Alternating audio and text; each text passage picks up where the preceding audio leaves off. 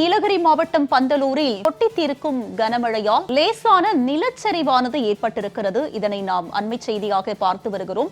நீலகிரியில் கடந்த சில நாட்களாகவே கனமழையானது கொட்டித்தீர்த்து வரும் நிலையில் அங்கு லேசான நிலச்சரிவும் ஏற்பட்டிருக்கிறது. இதனால் அங்கு பெரும் பரபரப்பு ஏற்பட்டிருக்கிறது. இதனை நாம் அண்மை செய்தியாக பார்த்து வருகிறோம்.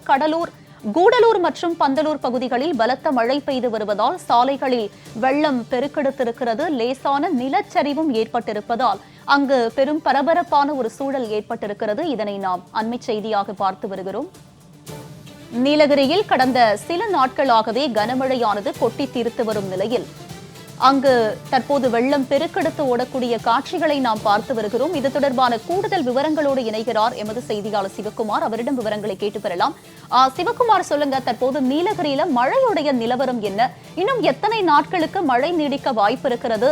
தொடர்ந்து கனமழை பெய்து வருவதால் அங்கு லேசான நிலச்சரிவும் ஏற்பட்டிருப்பதாக தகவல் வெளியாகி இருக்கும் நிலையில் விவரங்களை பதிவு பண்ணுங்க. நீலகிரி மாவட்டம் கூடலூர் மற்றும் பந்தலூர் ஆகிய சுற்றுப்புற பகுதியில் கடந்த 3 நாட்களாக மழை அதிக அளவில் பெய்து வருகிறது. இந்நிலையில் இன்று காலை முதல் சற்று மழை குறைந்து காணப்பட்ட நிலையில் இன்று மதியம் சுமார் 2 மணியிலிருந்து கனமழை தொடர்ந்து பெய்து வந்தது. இதனால் இரும்பு பாலம் பகுதியில் வீடுகளுக்குள் தண்ணீர் புகுந்தது. சாலைகளிலும் ஆறுகள் போல மழைநீர் பெருக்கெடுத்து ஓடியது. தண்ணீரில் சாலைகளில் வாகனங்கள் தத்தளித்து சென்றன. இந்த கனமழையின் காரணமாக பந்தலூர் பஜாரை மழைநீர் சூழ்ந்து வாகனங்கள் அந்த வெள்ள நீரில் சென்றன. இதனால் அந்த பொதுமக்களின் இயல்பு வாழ்க்கை பெரிதும் பாதிக்கப்பட்டிருந்தது. அந்த சாலைகளில் ஓடும் நீர் ஆறுகளை போல ஓடியது.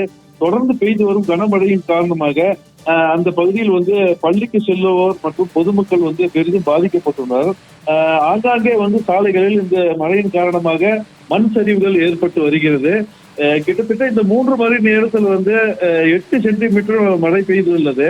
இதனால் அந்த பகுதியில் மழையினால் அந்த பகுதி மக்களின் இயல்பு வாழ்க்கை பெரிதும் பாதிக்கப்பட்டுள்ளது. உங்களுடைய விரிவான விவரங்களுக்கு நன்றி சிவகுமார்.